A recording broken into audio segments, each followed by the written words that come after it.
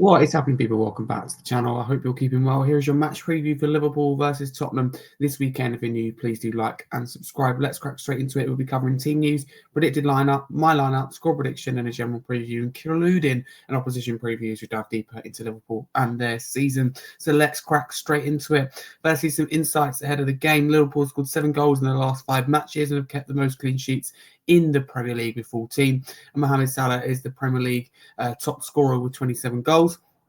Insights to do with Spurs. Spurs have scored 8 goals in the last 5 matches. Heung-min Son has created the most big chances for Tottenham Hotspur, 16. Heung-min Son has the most shots on target per match for Tottenham, 1.2. Both teams' form coming into this for Liverpool in the last 5. It's a little bit mixed, to be honest with you. I think they're kind of scraping over the line. 3 wins and 2 losses. The 2 losses coming 3-2 away to Fulham at Craven Cottage and 2-1 at home against Newcastle. For Tottenham, again, proper mix. There's 2 wins, 2 losses and a draw. This is a Sunday, 27th of April, 4:30 p.m. kickoff. Premier League round 34 out of 38. It takes place at Anfield, and the referee is Thomas Bramwell. It's available on Sky Sports Main Event or Sky Sports Football via the Now TV app. So there you go. Yeah, it's their top scorers. So for Liverpool, it's Mohamed Salah. In the Premier League, 27 goals, 18 assists.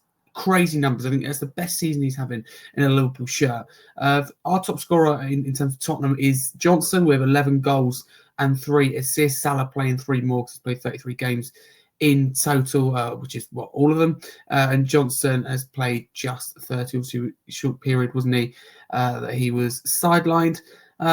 Meetings between these two in Anfield, 11 wins for Liverpool, 1 win for Spurs, 4 draws, which is interesting. And in the Premier League, whole Premier League history between the two sides, Liverpool won 16, Spurs won 6, 7 draws. That's including away and home. Interesting. And the previous meeting between the side was 6th of February in the EFL Cup. Actually, it was where Liverpool won 4-0. I remember we won the first leg 1-0. So let's flip through the injury news. So for Liverpool, Gomez has a hamstring injury and Morton has a shoulder injury. So Liverpool got most players available. For Spurs, it's Son and Dragusin. So Ange Postecoglou provided the latest update. He has confirmed that Heung-min Son was back on the grass for the first time earlier this week, and had this was his response when asked whether he'd be ready for Thursday's game against Bodo Glimt. He said, "We'll see. First time on the grass today," and he said it felt better. And before that, he said as well in his press conference that all the players come through unscathed through Forest. So there's no new injury concerns, which is great. Everyone's got out of that okay. But Son will miss this game. So that is the big talking point, the big news that Heung-min Son is unavailable. I think Ange come out with some really good quotes in the press conference just about genuinely his future, about how Spurs fans care more about winning the Europa League rather than his future. I think it's so true. Have that discussion at the end of the season. Park it. It's not what matters at the moment. So he spoke a lot of sense in that. But that is the team news update that he did provide. Obviously, Dragusin is the long-term injury, so he'll be a little while before he comes back. Obviously, we've had Danso come back recently as well, which is fantastic. So let's firstly go on to my lineup, providing Ange Postecoglou's position, and what I think we'll actually see. So it's tough for me. I made it very clear. The focus is Bodo Glimt. But at the same time, to go to Anfield, we know our record there isn't good without the stats there. So to get a result would be great for confidence. So it's striking that balance. And any first-team players that do start, it's about taking precaution with them, not playing them for too long. But this is the lineup that I've kind of put together with some thought. So Vicario in goal, I've gone with a Doggy left back and Spence right back, and the centre backs in Davis and Gray. So that's my centre backs. Moving on to the midfield, I've gone with Basuma, Sarr, and Kulusevski. So Kulu playing that 10 role. Here's what gets interesting up front, and I think there's a lot of wiggle room and room for negotiation because a lot of people will feel differently about what they want their front three to be in this game, but mainly as well Thursday. For me, Thursday, I would like it to be at this moment in time, Richarlison, Odobert, and Tell. Therefore, my front three in this game is Solanke, Johnson, and Mikey Moore. That's my thinking behind it. having said that, in terms of players getting injured, you're a lot better, I believe, anyway, my humble opinion. I don't know a lot about management. I'll hold my hands up straight away about that.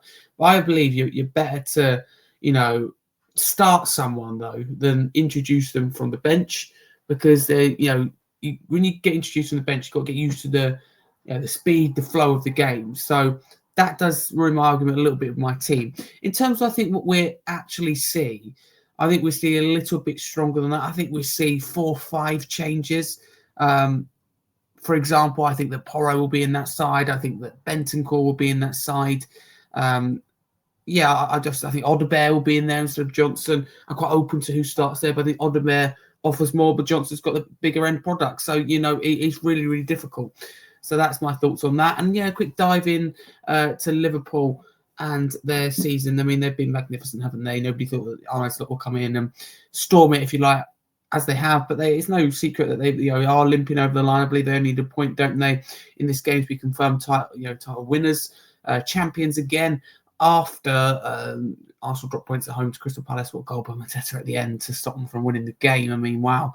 But we'll have to see how it goes. But Liverpool have been good this year. They have impressed me. And they've now committed, haven't they, the future, Mohamed Salah, Van Dijk, and I think they will do with Alexander-Arnold in the coming days and weeks as well, which is massive for Liverpool Football Club in the future, because those three are really dependent on how they get on next season. So next year I feel them to be dominant, maybe not as much. I don't know. Depends on how City do in the summer, comings and goings, and other clubs as well, like Arsenal, even Chelsea. You don't know. Don't discount anyone. But I think at this moment in time, they're in a very strong position already looking ahead to next season. But it's not been the end of the season they would have wanted, but it doesn't matter. They've got over the line, but they have been, I wouldn't say lucky, but Arsenal have really done them a favour, because if Arsenal, I think, have won a lot more games than the games that they've drawn in 2025, there's a different situation. Liverpool would have put themselves in trouble. So although you go credit Liverpool, you go Arsenal should have and could have done a lot better, but they're also focusing on their, Champions League campaign, which they're doing very well in. So it's hard to strike that balance. So as I said, I think we make 4 or 5 changes. Liverpool can win the title with this game. So I think that they'll be up for it, without a doubt. The fans will be, the players will be. I just don't think that we'll be ready for this. So I'm looking for a confidence win. It doesn't matter in terms of the league. It's going to be an embarrassing finish either way. That's just the reality. So I'm going to go for 3-1 Liverpool.